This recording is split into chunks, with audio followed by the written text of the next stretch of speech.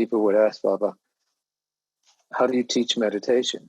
And he wouldn't go into great details, techniques and all. He would often say, sit. And he'd have reporters and people who would ask them, and he would just touch them on the head, or they would look at him, and, he would say, the Shakti is what powers meditation. That's what makes it spontaneous. That's what makes it so powerful. That's what makes you feel like, I am really making progress here. I'm moving towards the goal.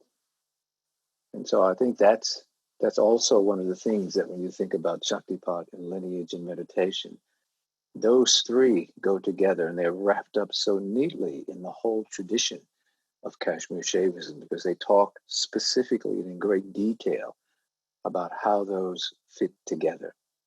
And I think it's, as Marc was saying earlier, it's one of the things, the great gifts that Baba left us by focusing. He was incredibly practical. So, yeah, he grew up in the tradition of Vedanta and, all of the classical yoga philosophies and techniques. But what he settled on, and I think particularly for his time of coming to the West, was Kashmir Shaivism is the tradition for the West, because it speaks to the condition and the situation here so beautifully, so immaculately. It captures people's spiritual and their material lives and integrates them.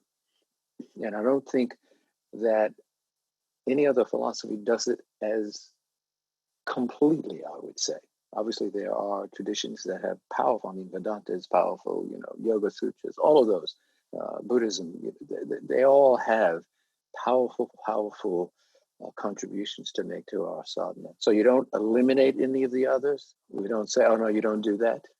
It's not about that at all. It's about saying, do all of those, and this pulls it all together. Kashmir Shaivism, yes, it's a fascinating tradition and so rich.